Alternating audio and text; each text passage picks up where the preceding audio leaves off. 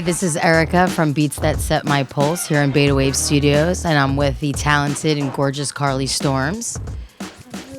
And we're just going to chat about her journey and her music here coming to LA and what she's done since then and her new EP.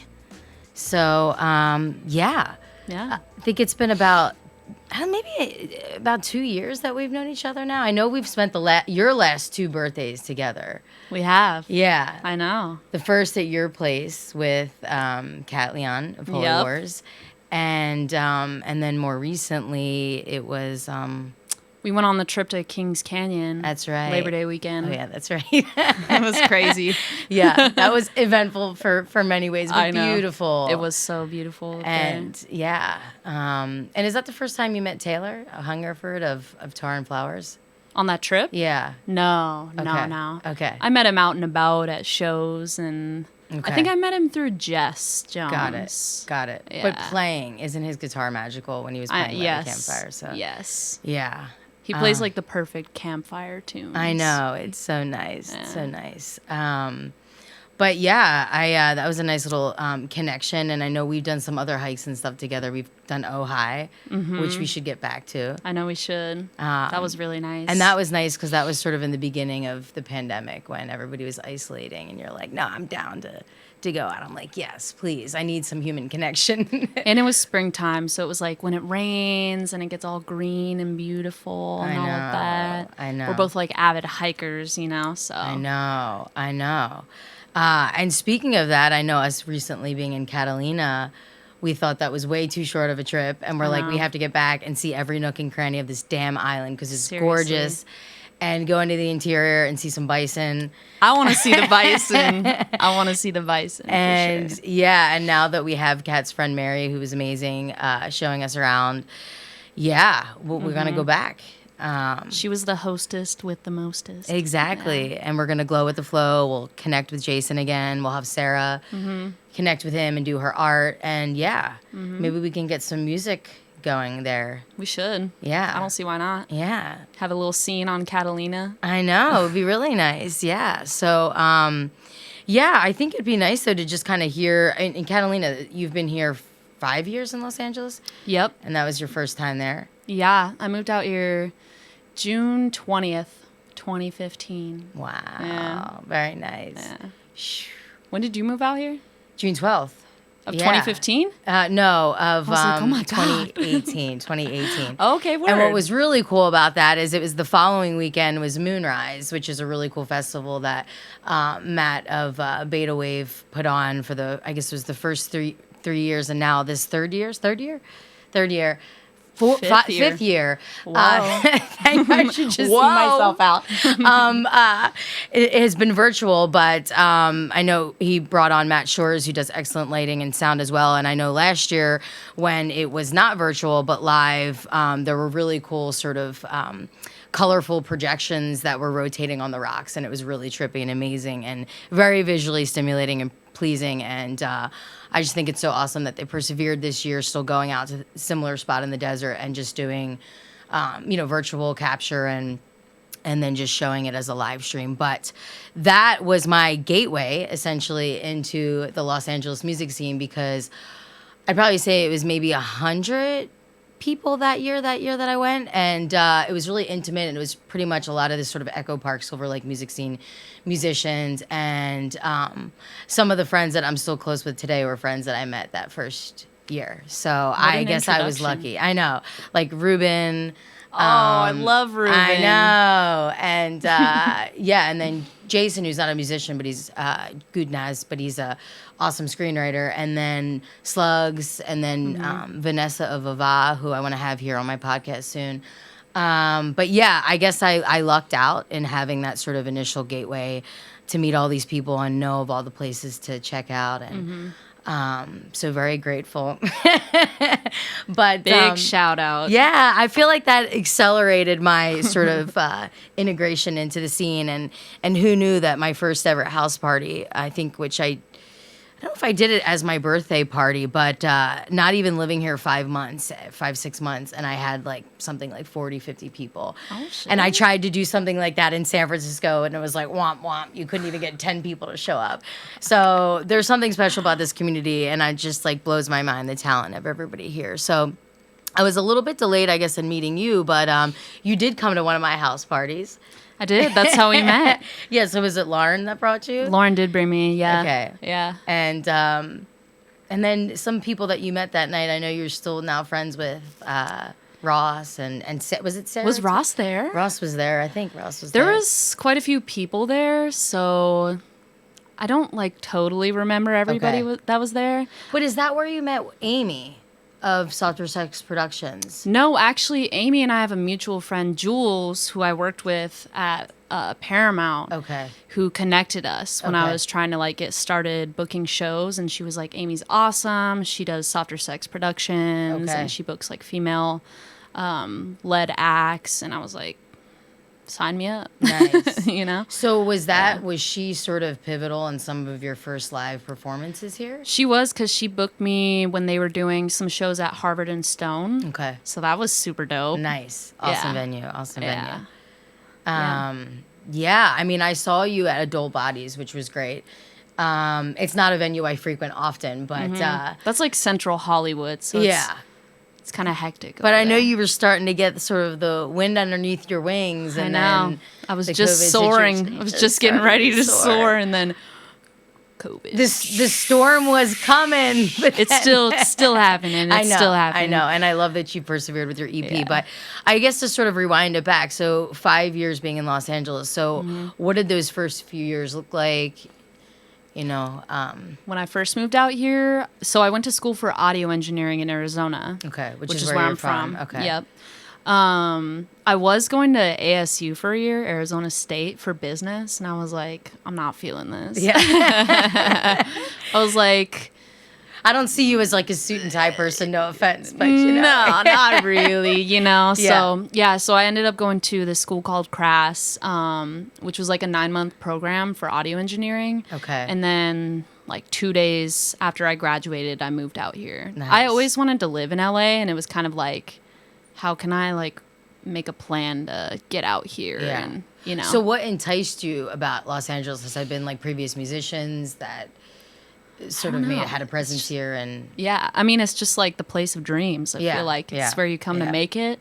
And also the weather is fantastic. You know, I'm a big beach goer, that's right. hiker, and all of that. So like the outdoors aspect is enticing. To surf in Arizona? No, definitely not. They have sand water holes dunes, to jump maybe. in. Yeah, but that's it. That's about it. It's as close as you get. So, I was like, I want to come to LA. Plus, like, and the how vibe old out were you, here. if you don't mind. I was 19 when I moved out here. Wow. See, that's audacious. I love it. Pedal to the metal. Yeah. I mean, some people don't even want to go into their own dorm room and like cut the cord at that age. And you're like, I'm moving to the center of the universe. The city of angels, the city of dreams, everything. I knew it. 0 people out here. I was just like, I don't know. I'm just going to go for it. Wow. Yeah. I love that. Yeah. Spunky, ready for adventure. Yeah. That's what I really like about you. I feel like if I asked you to just go to like, I don't know, Brazil with me, you'd be like, yeah, let's go. I'm so down. Let's plan that. Yeah, I know. We'll do like, that. Let's go. Yeah. We'll make it happen. That. Yeah. Yeah. But that's awesome. So what did you find was maybe helpful in your kind of initial time here to integrate and, you know, develop that network? It was tough because I wasn't 21 and I didn't have a fake ID or anything like that. I actually really didn't. So I was like, I can't go to bars, which is like where people go and mingle. Yeah. That's tough. Yeah, it was tough. So I was like, I got a job at Larrabee Studios, which is like a mixing studio, like two weeks after I moved out here. Okay. So then I just kind of made friends with my coworkers there, and then, you know, they would invite me to hang, and I'd meet their friends, and I just kind of like hopped around groups a little bit. And because I guess I was gonna say that is the one thing about Los Angeles that's great compared to, you know, other cities where weather might be sort of an impediment to it, but house parties and just outdoor hangs. So you don't necessarily need to. I did go to be parties. 21 for those. Yeah, any in like never Hollywood. drank though. Never. No, I'm kidding. Of course you did. I did. Sorry. I love it. Sorry, Mom. Yeah. But any in the Hollywood Hills, the sort of famed Hollywood Hills. Oh, yeah. Okay. Nice. The glitz and the glam. I was like, wow, this is the life. Nice. You know, you get a little taste of it and you're like, damn, this is cool. You're like, I'm going to go get my straw and go back for more. Yeah, I exactly. I love it. Exactly. Well, that's great. Any of those sort of pivotal kind of initial friends still friends today that I first met out here? Probably. Nothing is like popping a mind off the top of my head, but I still keep in contact with like people from the studios and some of those folks. Nice. Yeah. Nice. I know, because I feel like Los Angeles still kind of is a transient city, and sometimes people will be moving around, or people leave, they come and go. Yeah. People, especially now, people are leaving. Dipping. I mean, people that have come here from other countries, a lot are going back, especially. Yeah, I feel that. It's, contingent upon the selection. You got to go where your heart's telling you to go, I guess. You know? We're riding it out, though. Yeah, but that's nice. I mean, I've lived in London and some other cities that are very kind of ethnically diverse, but I feel that Los Angeles is special in that, it's been welcoming and you can really find whatever tribe you want here, and I love that. Yeah. That's kind of what I did. I was just like, let me just hop around until I find a group of people where I feel like I really connect with them. Yeah. So that kind of happened like after I stopped working at the studios, because I did that for the first 4 years. And that was like, it took up pretty much most of my time. And I did think that was what I wanted to do for a little bit, although I've done... Like engineering, is that... Yeah. Okay. I was like, I don't know if singing is like a feasible career. Like maybe I need to be more realistic or something. But I've been singing since I was like 6, and I did like theater growing up. I was always like really passionate about it. So... Yeah. But what I learned through those experiences was like to reconnect with that. Like I would see artists come in, I would see their whole teams and see how it worked. I was like, I could do this. Yes. I was like, I could totally do this. Any artists in particular that you felt really gave you that sort of courage? You know who really hooked me up was at Paramount, this rapper named Black Youngsta. It was really interesting because we come from like way different walks of life. I think he's from Tennessee, like Memphis or something.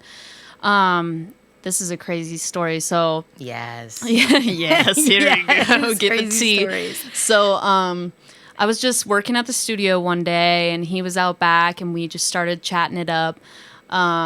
And I told him I sing and he was like, do you want to make a track with me right now? I was like, yeah. Wow. I guess I'll just try it. I might crash and burn, but I was like, fuck it. So then, we just went in the studio. He started like playing some beats. I'm like on the clock too, so I really shouldn't have been doing this, but I was like, you gotta like jump at the opportunity. So,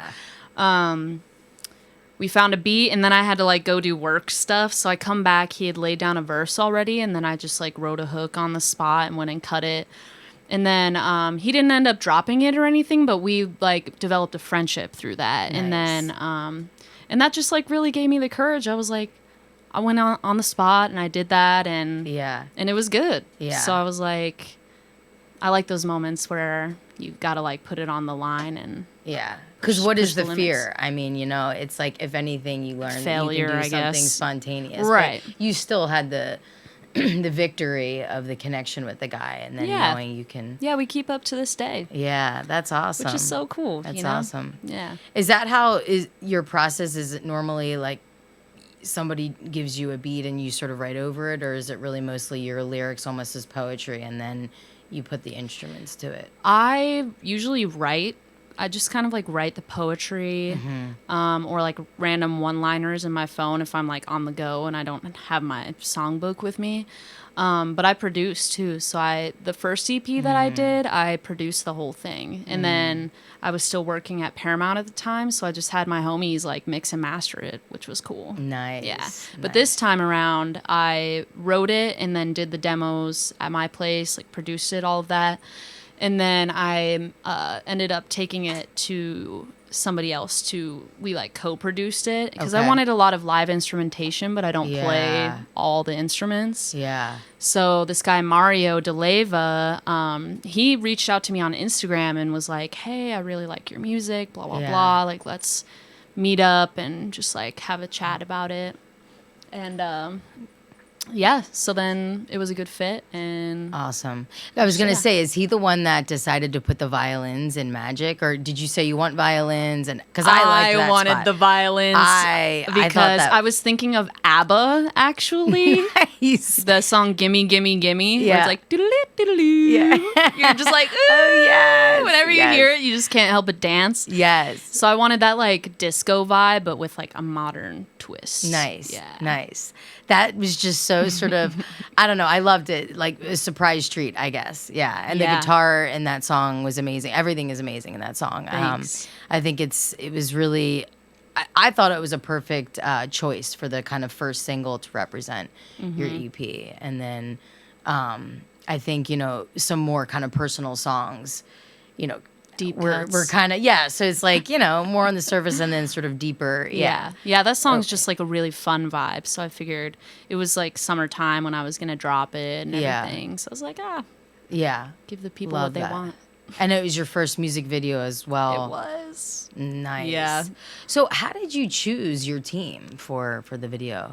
Coincidentally, the job that I've been working at now, which is like a post-production spot. Okay. One of the guys there does videos. So I just like had a meeting with him, saw some of his work. I was like, this is super legit. And this is Eddie? Yep. What's Eddie, his last name? Eddie Core. Eddie Core. Yep. Okay. Shout out Eddie. Awesome. Yeah. I know I need to remember to say everybody's full names. We got to shout out everybody. As if we assume everybody knows our inner circles and whatnot. So right. But he did a great job, and I think that location was gorgeous. The dress was gorgeous, and then the shots that were coming from the drone were really cool too. You know what was interesting about that shoot is we were going to do it at Malibu Creek State Park, but literally he got there a little bit before me and he was like, hey, there's a fire at Malibu Creek and the park is closed. What should we do? I was like,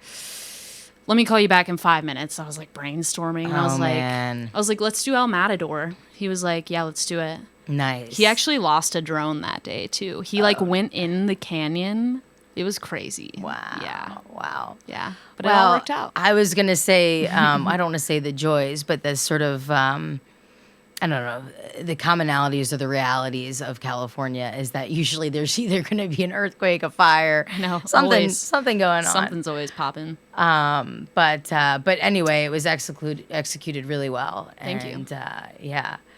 And I feel like we also hanged out the night before or something, and maybe not, or I don't remember. But I think what's great is that you are always up for doing things, and you're always sort of spontaneous, and I love that. So thanks. But so that was your first, and then I know for the recent Blue Moon, it was on Halloween. You did the video for Small Talk, right? I did. So do you have any idea when that's going to be out? I haven't chosen a date yet. I guess no comment. Okay, got it. Yeah, I'm not 100% sure, but soon though. It'll be out soon, yeah. Okay. Yeah. So, the Blue Moon was sort of crucial to the video. I mean, was that something you planned intentionally? Honestly, it was just like another coincidence because I was going to shoot it a few weeks prior and it didn't end up working out. Okay. So we rescheduled. Oh, that was the day after my little house gathering. Right. That's right. Yes. Right. And yes, I was like, I gotta go. Yeah, it's probably better considering the consumption of mezcal that we had that night. Dude. But then I drank all that champagne before, because the EP released the day before, so yeah, I was like, I don't know what I was thinking, but whatever, I powered through. But I think that's really neat that you chose to use the Blue Moon as part of your video. It was because one of the lyrics is full moon, so I was like, ooh, we're gonna shoot on the full moon, and it's Halloween, nice. Just gives it like the full vibes. Nice. Yeah. Nice. Awesome. Are videos something that you think you want to do for every song? That's Kat. I know. That's what she says. I love Kat. Yeah. I love that she does that. I don't think I'm going to do that on this one. I think I'm going to do one more. Okay. And then I'm probably going to do like a strip back thing for 6 Feet Under. Okay. It could end up being that though. Okay. I don't know. It's kind of like one step at a time. Yeah. You know? No, exactly. Yeah. I thought it was so fun dancing to your EP with your friends on Friday on the EP release date. And I loved that we decided that Unconditionally Myself would be a song that you can imagine just, blasting on your convertible, like whipping around, the Pacific Coast Highway. I was like, who do we know with a convertible? Because I want to do that. We have to make that happen. Yeah. Well, I mean, that could also be maybe the video, but just planning that idea. Andrew Martin's convertible is pretty amazing. Let's hit up Andrew. Yeah. He can be in it if he wants. I mean, he is like an epic. He's a rock star. Yeah. I know. But I love the message for that song, and I was looking at some of the lyrics. Oh, I love the line, "No shame in wearing your heart on your sleeve." I know, a lot of people can say that, but I think it takes a lot of reiterating that and just, being yourself, being authentic. And then you say the line, "I've risen from ashes after I've burned in flames." So what is that sort of signifying some of the adversities you had sort of initially here in Los Angeles, or?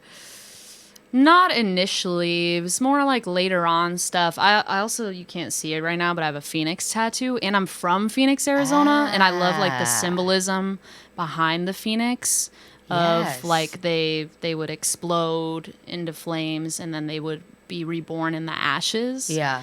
And I just thought that was so cool, meaning like I could go through anything, but I'll never let it like tear me down. Love that. Yeah. Love that. Yeah. I try and howl at the in flames part at the end, but as I said before, voice cracks. Basically, all the good it's a failed stuff. attempt. Yeah. That's okay. I'll leave that You can to do some low harmonies. Yeah, that's right. Yeah. Funny, I didn't realize that about your interest in Phoenix, because I actually, so this is a protea flower, which is kind of a phoenix flower. It's a type of flower that burns in wildfire, and when it does, the stem is really durable. I mean, it kind of looks like an artichoke, which is not the prettiest of flowers, but then this sort of burnt stem will repollinate brighter flowers. That's awesome. So, and I had no idea about this flower. It's actually indigenous to California, also Hawaii, I know a place that you love. But South Africa is where I first learned about it. It's indigenous there too, and it's a symbol that they use in their the courtroom in Johannesburg in South Africa, which is essentially right adjacent to the prison that Nelson Mandela had been imprisoned in. So it's but they use it as symbolism for apartheid, and the country going through that it only made them stronger, sort of. So yeah. So same kind of thing. Yeah, oh, look at us. We're such I kindred guess we're connected spirits. even more. We didn't realize it. I know. Maybe we should eventually get an intentional tattoo together, though. I would love that, actually. Yeah, we should. I think that'll happen in the future for sure. We'll just get Nola's face, or just her eyes. Oh my That's the thing. It's just the eyes. Yeah. So I guess speaking of Nola, the first time you ever met her was when I snuck her into the TG Club. Club TG in Atwater Village to see. I think it was Aging Actress residency. I don't know if it was the third or fourth one, but I don't know. You just, when you saw her, you were like, oh, I was like, oh, sweet you're like, oh my God. I'm like, this girl wants to hold her. And again, I realize now that we had briefly met at my we didn't get to like talk a lot. Yeah. I was really like, I was chatting with a bunch of other people. Yeah. I think I was too busy finding things for Lauren to burn, and I found a fucking lampshade, dude. And she was throwing rosemary in it, and it smelled so good. I'll never forget that, because I was like, that's a good idea. It is, yeah. Keep some rosemary on hand for the campfire. It's right. Well, that whole bush. And a lampshade. It's like the size, it's the width of the house. It really is. I should just give people doggy bags of rosemary when I know I'm you gonna should. see them. You really because should. Even if you don't like to cook with it, it's actually it's such a pungent smell that just kind of awakens you. And if I had it my way, I would just like stick them on my nostrils and walk around. Okay. No, I'm just kidding. I know. But I love smells and senses, and me too. Yeah. So what I that would was do, a fun night. The smell of campfire. Yeah. But that was, so, but the TG Club, and then I think after that we started seeing each other at more events. Bunch of shows. And yeah, because it was like top of last year was when top of 2019 was when I really started hitting the scene super heavy. Yeah. I went to New Year's at Harvard and Stone. Were you there? No, I was away. The Queen tribute thing? No, I'm so, because I think Andrew Martin actually curated it, wasn't yeah, it? Yeah, it was so epic. No, that was this year. Oh, this year. Oh, I went to that one too, actually, but the year prior, 2018 going into 2019. I always travel internationally, like Christmas around through that New time. Year's, and I'm never here. I'm like in South Africa. Damn, you missed some good parties. I know. Yeah, I was like super inspired at that. And then actually it was interesting. It like came full circle because I was there. I was like, I want to play this spot. And then Amy ended up booking me there, which was really cool. So yeah. That's awesome. Yeah. Is that also where you met Sean Fortier or? No. Okay. I met Sean through you. Okay. I didn't know like anyone. I think Gabby Bianco invited me to that. Okay. Because her and I have known each other for a few years. Okay. So she invited me to some stuff like in the scene or whatever. And then once I met Lauren, actually, she just like took me to hella events. And then I just was like branching out at that point. And just went from there. Yeah. Did you ever go to the Standards, their Wednesday Desert Nights? Yeah. Yeah, that's a special. I mean, those are nice. It's a bit of a hike from Echo Park. I mean, I feel like I'm whining. It's like halfway across the city. Oh my goodness. Oh, it's like I'm so spoiled with having everything over there. It's like, yeah, the Echo, but even it's satellite, bootleg, Moroccan. I mean, and there's plenty more, but yeah, that's it's a little bit more of a hike. I always look sort of, if you look at sort of, I guess, the longitudinal lines across the city, it's like the Roxy kind of aligns with the Troubadour almost. It's just a little bit north, and I'm like, I will not go west of the Troubadour. Well, I mean, it's like, hilarious. What is west of the Troubadour? The ocean. But yeah, it's interesting that the music scene really kind of has evolved from the Sunset Strip and migrated sort of east for many different reasons, and something I actually will touch on in this music documentary that I know I had talked about. But yeah, I mean, we're just so lucky with everything. It's like Monday night. There's between bootleg and I think that the hi-hats residencies typically are on Wednesday and the satellites on Tuesday. But pretty much you can get free music any day of the week. Before all of this went down with the pandemic, like. I was at shows all the time. And sometimes almost every maybe day. 2 in 1 if you could sort of align it right. Yeah, seriously. And then there's things like treehouse sessions and get up on there, Erica. I'm not used to being in a microphone like it's you cool. You're learning the techniques. I'm learning the ropes. And then treehouse sessions and then Silver Lake sessions and things like that. I've actually never been to Silver Lake Lounge, which I feel shame on me. I never went either. Shame on us. Yeah. But also the beauty is some shows would be at Stories. I mean, we just Stories really interesting spots. I remember, again, cheers to Matt Faulkner of Beta Wave for I moved here on a Wednesday and my first Friday was seeing Lauren Ruth Ward play at Stories. And nice. Again, it was packed and saw all these people and it was just like, oh my gosh, welcome to Los Angeles. Yeah. I mean, it's like, is it this easy? I mean. I guess so. Yeah. Well, I mean, comparing it to San Francisco, I just feel there's a cohesiveness in Los Angeles. And maybe, again, I was lucky in picking Echo Park, not necessarily knowing the community that existed there, but it felt so much easier compared to San Francisco. And I also lived in London and I lived in Melbourne, and I just think this city is best special. for it. There's something special. I don't know. Magic. Magic. And speaking of that, so I love the line, can't predict the future, but I'll tell you one thing. If this ain't real, don't wake me up. I love that because there have been so many times, especially hanging out with our circles and musicians, where you're just kind of like, is this real life? I mean, it's almost too good to be true. Yeah, the synchronicities are out of control. Yeah, and just, some of the desert trips we've had and just shows. And I feel like sometimes, I just don't even need to say that to a friend, but I look at them and with like my jaw dropped down and it's like, it's the whole, is this real life? Right. And people just, like, yeah, it is.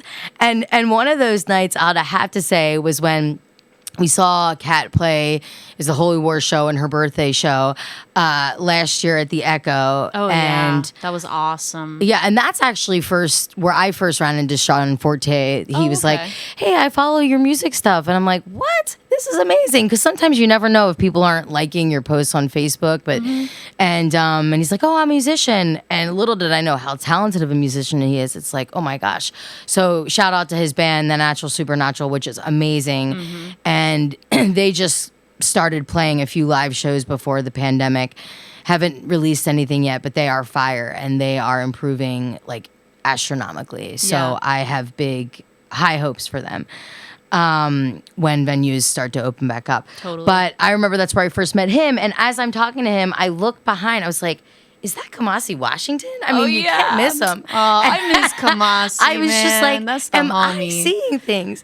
And he's so mystical, you know, like he's just. But he was wearing like the long vibe. sort of white. Yeah, he's got like a robe. dashiki on, and he has like this really cool carved cane with like faces and stuff on it. Yes, and all the beads and necklaces and bracelets. Real like tribal vibes about him. And he's just very tall too. Yeah, and you're like, yeah. And I was like, I brought Kamasi. Well, I'm like, I'm pretty sure. I was like, come to Kat's show. I was thinking to myself, I'm pretty sure he doesn't frequent the Echo that much because I'm there a lot. And I don't know if he had ever been. Him and I met at Black Rabbit Rose, that jazz club. Yeah, so which tell totally me this makes story sense. because he was your buddy that night. I know, he is my friend. He's awesome. I was just at a show there one night. They just did really good jazz shows there. I just was at the bar having a drink, and then he just came up to me and was like, hey, what's up? And started talking to me. Of course, I knew who he was, but like I just played it cool, you know? Yeah. And then he's just like a really nice, chill guy, and we just get along. So we've just been friends ever since then. Nice. We like went to Bossa Nova after and chilled, and then he's like, yeah, I'll drive you home. And like, such a gentleman. Yeah. Really nice. Yeah. Him and his brother, I think is Khalif, was his name. Oh, yeah. I loved that they drove us to Gabby's to hang out after that show. That was lit. It was amazing. But then just fast forward, also at like 4 a.m. in the morning, drove me back to my house. Before, dude, that was madness at Gabby's. Before going back to Gabby's his house. like, I'm going to sleep. You're in charge of the house. I was like, okay. Yeah. That was so interesting because that was a day, and this just shows you the power of music. I was just in a really kind of horrid, grumpy mood. And I'm usually one of these people, if I'm not really 100% and super, positive or whatnot, I tend to just not really want to be around people and kind of wallow in my misery. But I'm like, gosh, I cannot miss Kat. I mean, she's amazing and it's her birthday show. And I just, important. I mean, it's like I would have to have an excuse That's of your being. girl, yeah. I would have to have the excuse of being in the damn ER if I had to miss Kat's. You gotta be on your deathbed to miss Kat's exactly. show. And also the Echo is just dope venue. Yeah, and I'm so glad because that show was so amazing. I mean, she had dancers for Welcome to My Hell, those ballerinas. And she just had so many kind of, again, visual aesthetics, which I felt like was very theatrical. And then she also came into the crowd a lot that show. Yeah, that and was cool. It was just so amazing. And she was wearing sort of, I think it was like a sexy, tight leather kind of like leotard outfit, and I was just like, that sounds about right. Not many can pull it off. I know, but she can. Only Kat. And Kat can pull it off. But yeah, and I just, of course, was instantly sort of elevated by her magic and her talents and just her primal power and everything.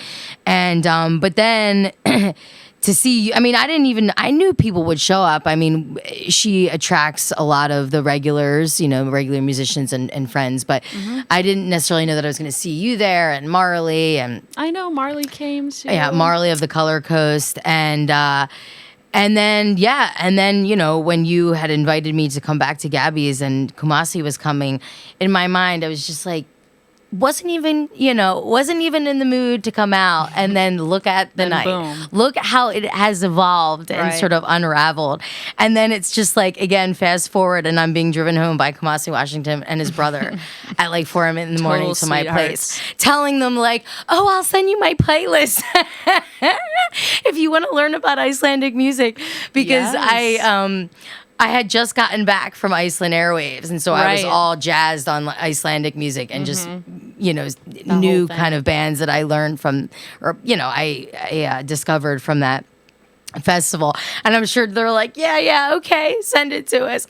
But anyway, it was so fun. I think we were also riding around a little bit looking for maybe a place where we could have it was the best taco. And so we kind of had a little bit of a detour. A little bit of a detour, but also just kind of, and this is probably sort of a perpetual Echo Park, I don't know, say, kind of debate is the best taco in town, right? I mean, what is the best taco Who in town? does have the best tacos? Exactly, because there's a lot of street vendors, too, where there's no name, but you're like, it's the one on the corner of... Sunset and Alvarado, although that's the El Flaming Taco, and they do have a truck. But, yeah, I mean, I actually had that debate with Mac DeMarco, actually, because saw him at a Donny Benet show, which was the last artist I would have ever expected to see him at.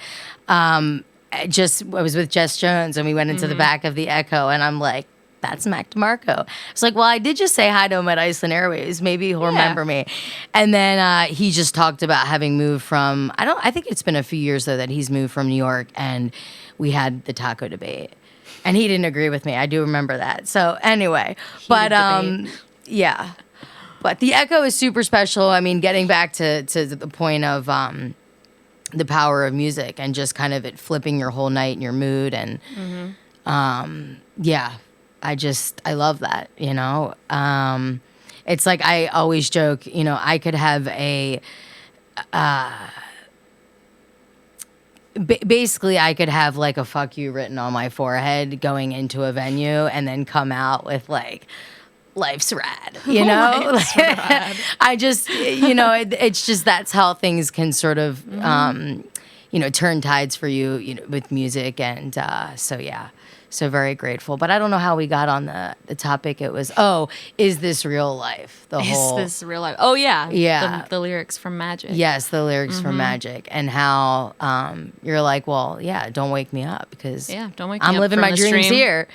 So yeah, I love that. Are you somebody that does any kind of, like writing down your dreams or trying to, use manifestations for...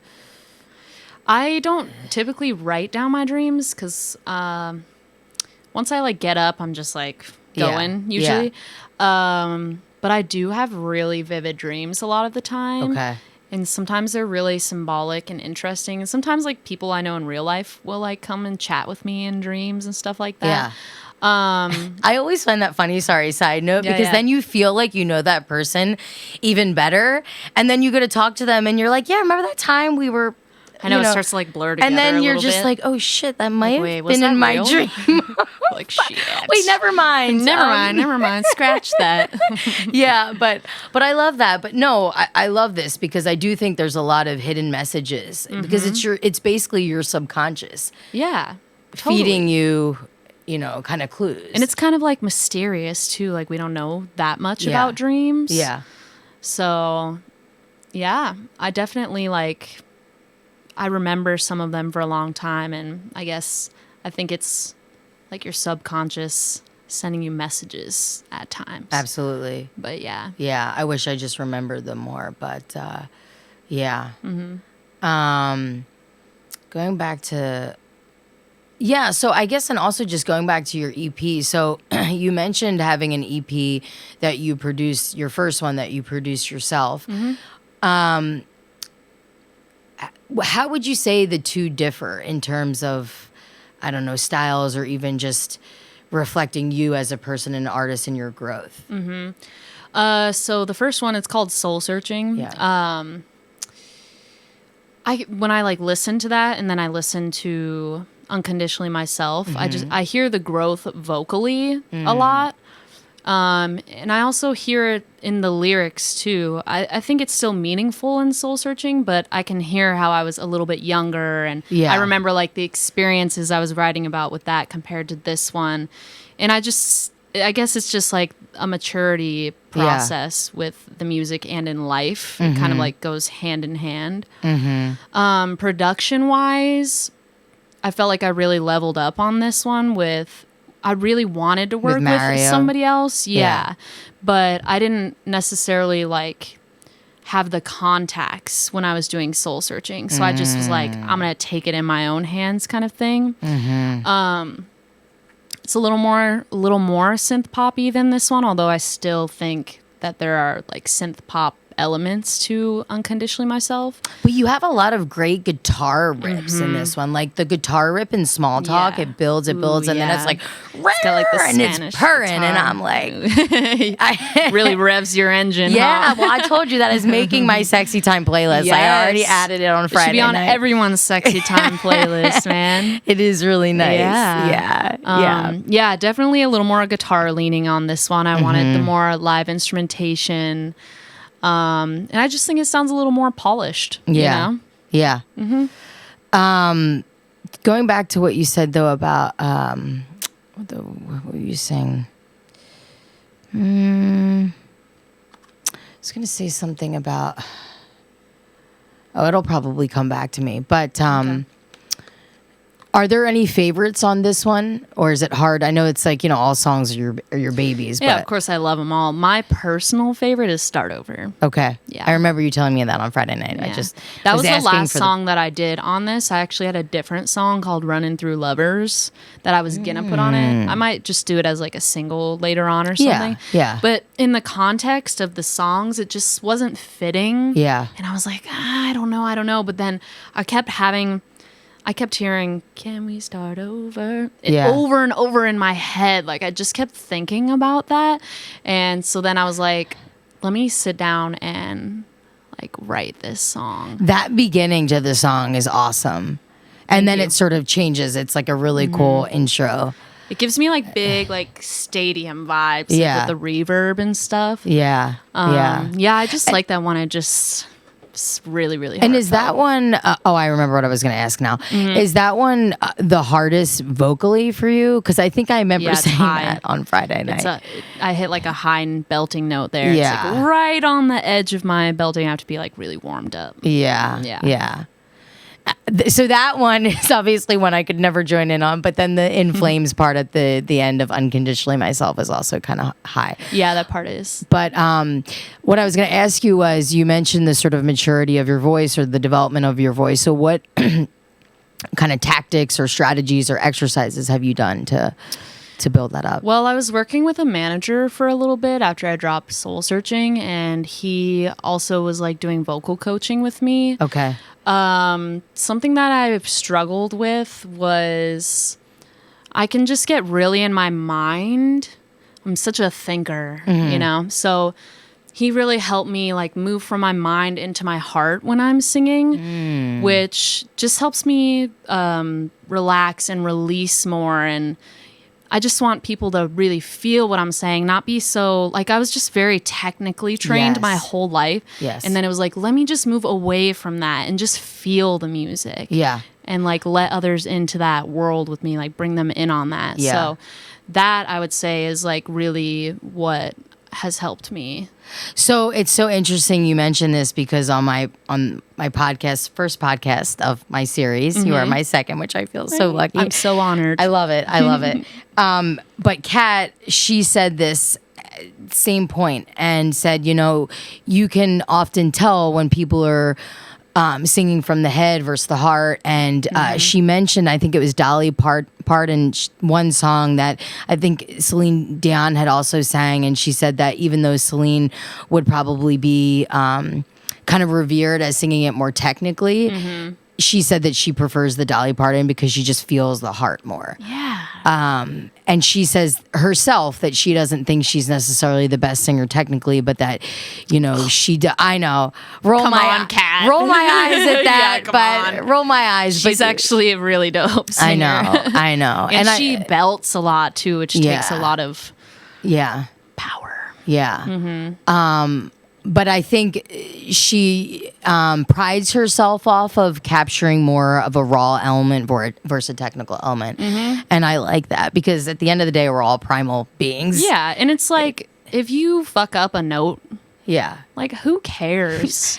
Like if you're feeling it, like people are still gonna love you. If you look like rigor mortis and sad, and you're like belting a note, even no matter how good it is, like people aren't as interested. People aren't gonna connect with you, and like that's what music is all about. Yeah.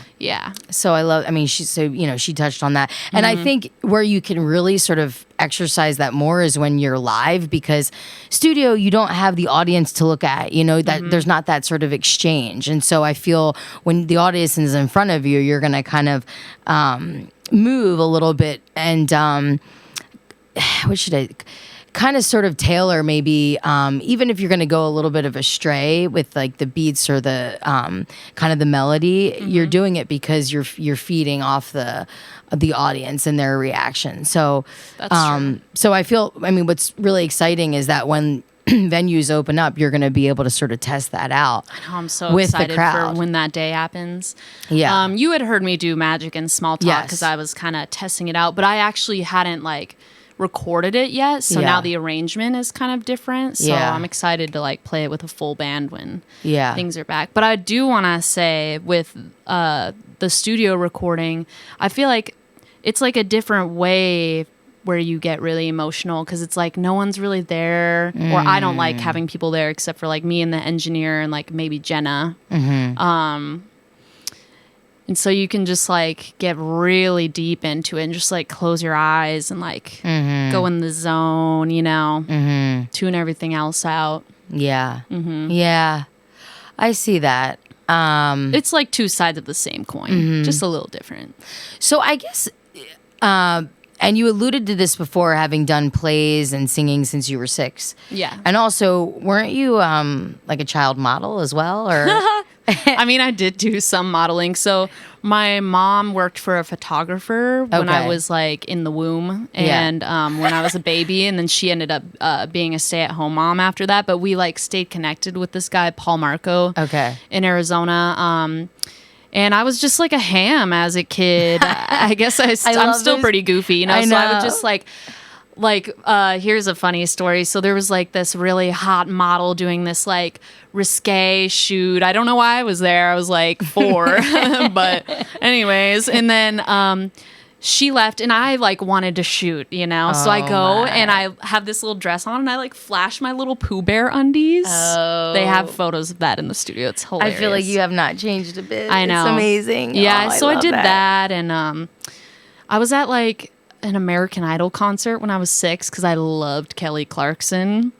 I was like, because American Idol was so cool when it first. It's so cool. She was, one of the originals. Yeah, she was the first one. So some person sitting behind us like tapped my mom on the shoulder and was like, your kid is so cute. Does she want to be in a commercial? Like the Santa commercial or whatever. So it was like none of the kids like knew that Santa was going to be there. And then Santa came in and like surprised us. I wonder where that commercial is at. I want to like see it. Wow, that's funny. So that was cool. That's awesome.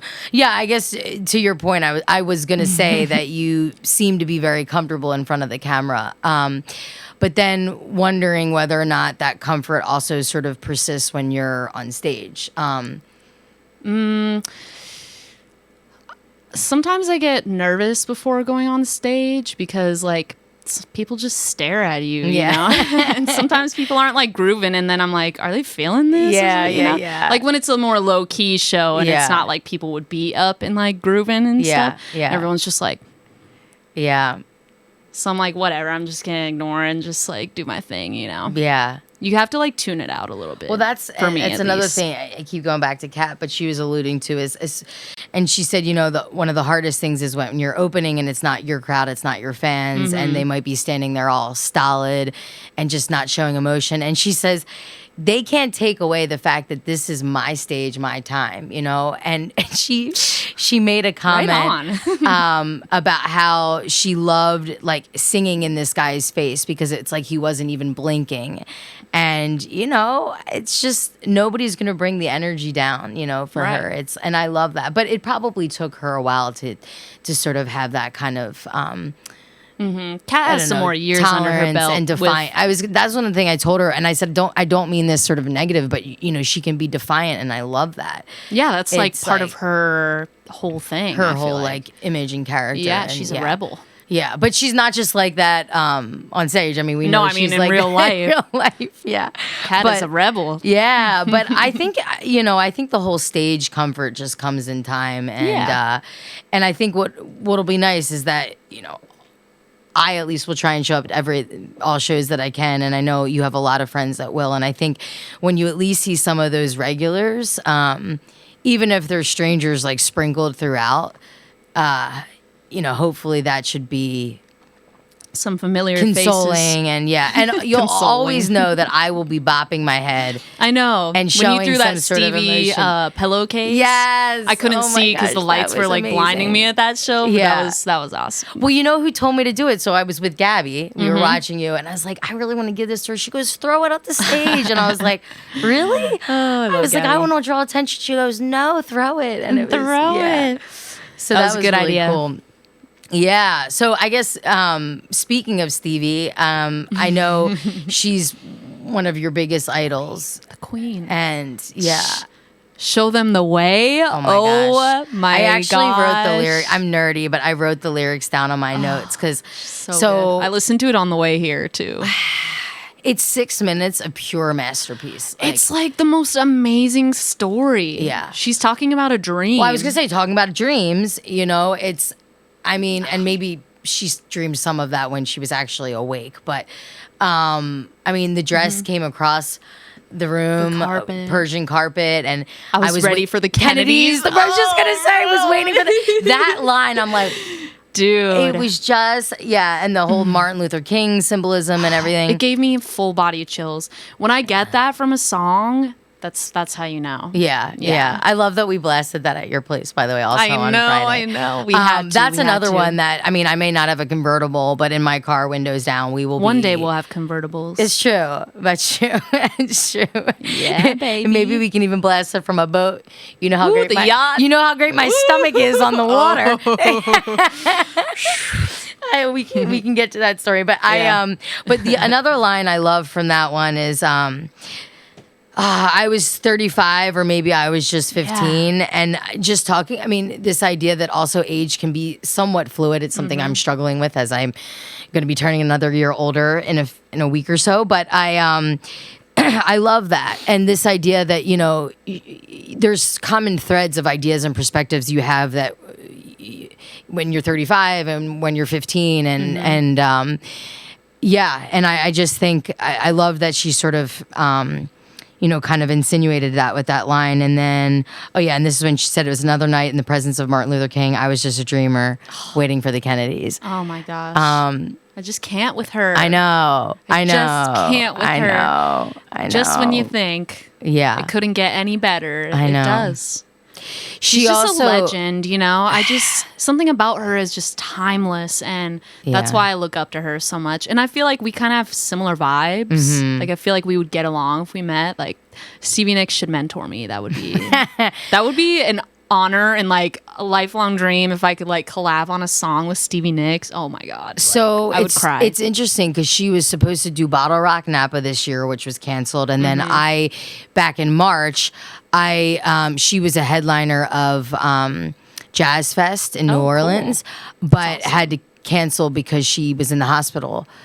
What? So I think it was, I don't know, it was like a heart I think she issue? had mono or something. Okay, I thought it was some sort of more severe complication. She's fine now. She's recovered. But I remember I was like, damn it, that was one of the reasons why. Not that Jazz Fest is, You're like, boring by any means. Stevie. Or underwhelming by any means. But that was just, I was really looking forward to that. I actually saw Fleetwood Mac at the Forum December of 2018. Nice. They played a 2.5 hour show, okay? Wow. She was 70 at the time, and she's the youngest person in the band. Wow. There was this one moment where she was doing Gold Dust Woman. I swear to God, she turned and pointed right at Jenna and I. Like, she looked right at us, and we were like, yes. Like, that's our girl. We were standing up the whole time. We know, like, every lyric. Were you every close? song. Actually, No. We could not afford those tickets. Trust. Well, I was gonna say this is embarrassing, but I don't think I've been to the Forum. No, I haven't, and so I don't even know. It's an arena. I know it's huge, but I'm sure it would be thousands of dollars for a floor ticket. Yeah,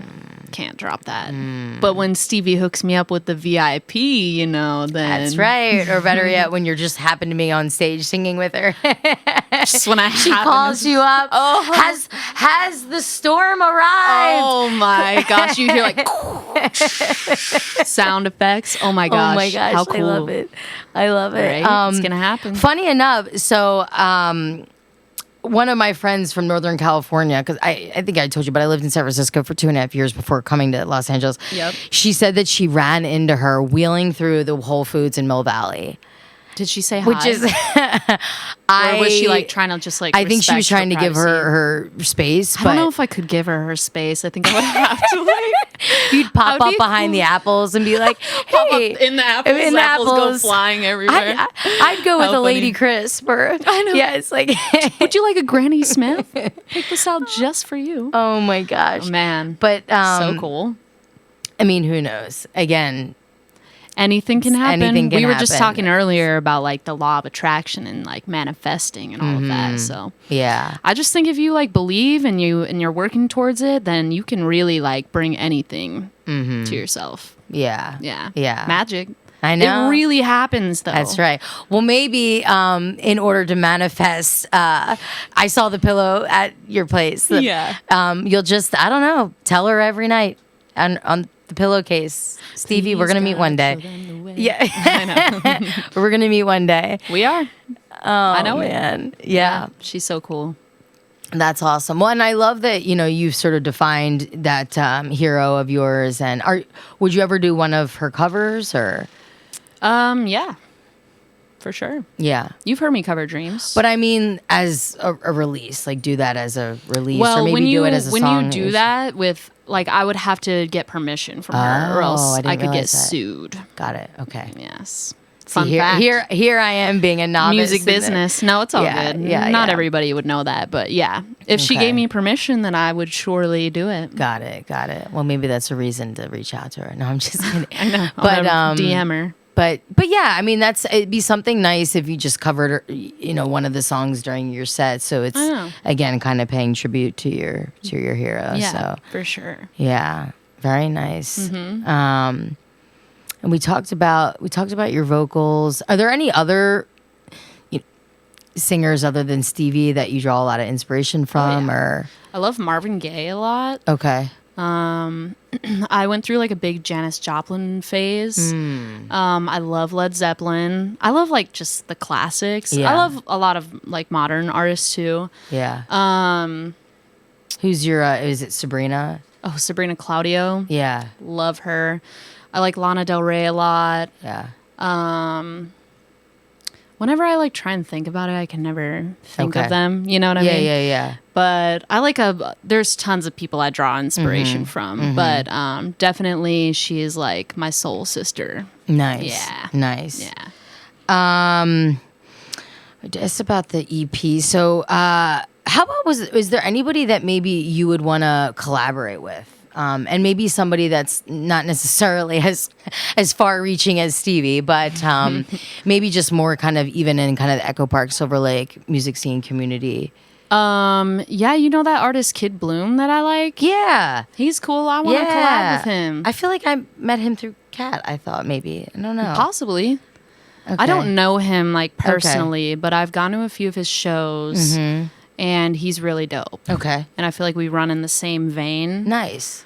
So I feel like we could do a dope collaboration. Because speaking of that, I guess that's just also the essence of Echo Park Silver Lake community is people seem to be very open to collaborating, and it's something I didn't see in San Francisco. So I think just trying to take advantage of that, and again the fluidity, how open people are, and I just love that. I mean, there's so many things I feel like I've seen on random residencies that you'll never see again in more kind of, I don't know, polished shows or touring shows. You'll only get to see that on home plate here in Echo Park. So it's, so I guess that's something that if I were an artist, I would like to take advantage of.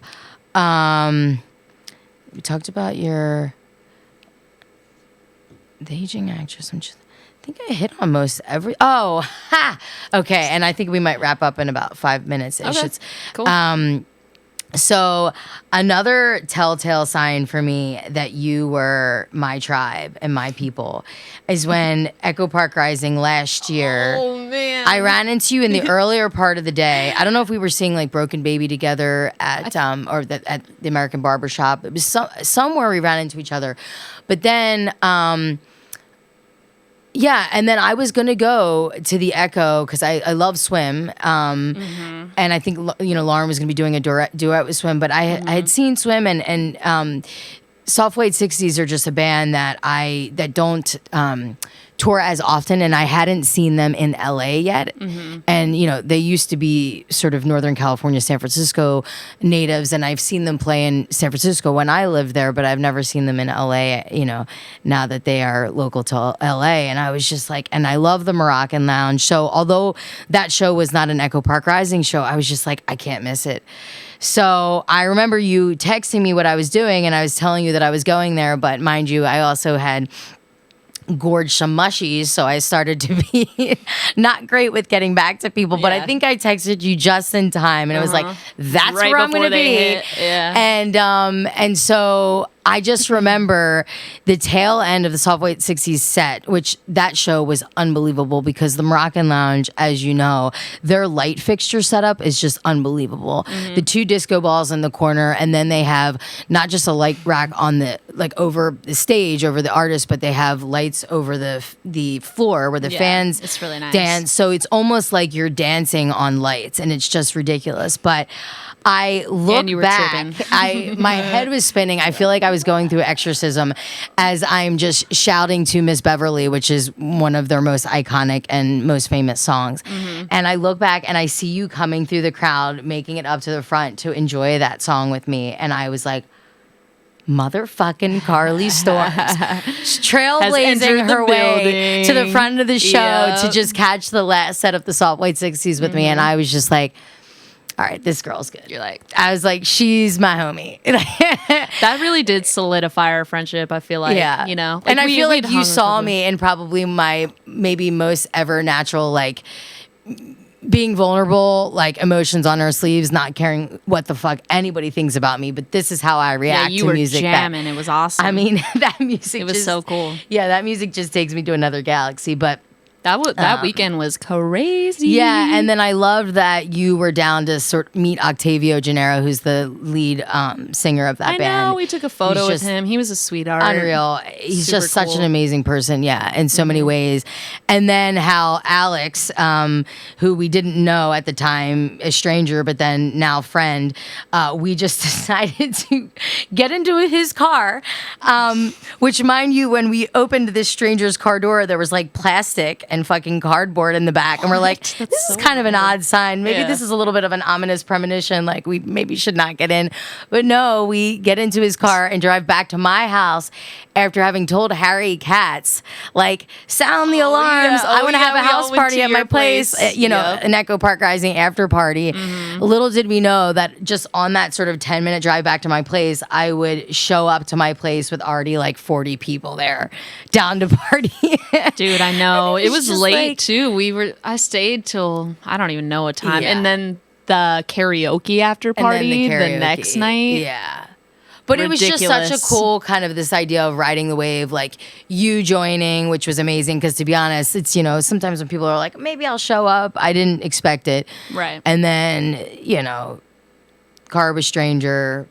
Harry, I think that was really the first time he's ever come to a house party, and then just all these new people I met through him. So that night was just amazing. But yeah, that moment, seeing you come through the crowd to join me for Soft White 60s was definitely formative in realizing that you are a cool motherfucking person. Thanks, man. You're cool too. Thanks. So yeah, I think, again, last shout out to Carli Storms' new EP, Unconditionally Myself, 5 songs of just pure talent and movement, I guess, in the sense of they will move you, and they will probably show you, as I mentioned in my Instagram post, a new side of yourself that you didn't see exist. And And then, check out her music video, Magic, which already has, I know, a lot of views. It's in the thousands. It's doing really well. And then the video for Small Talk, when eventually Coming that will soon. be coming out. Coming soon. I have a remix that's going to come out for Magic, too. Okay. Yeah. So how can we follow you? It's Carli Storms. Everything is my name, Carli Storms. Okay. Yep. Okay, awesome. And hopefully eventually you'll have some merch. Yeah, that's coming too. Okay. Yeah. All right. Sounds more good. fun stuff in the works. Sounds good. Yeah. All right. Awesome. All right. Thanks. Thank you for having me. Thanks for joining, girl. Thanks for being my friend. Oh my gosh. Please. So many adventures to come. I know. A lifetime of adventures. I know. Parasailing and vomiting together. Yes. To be continued. Oh gosh.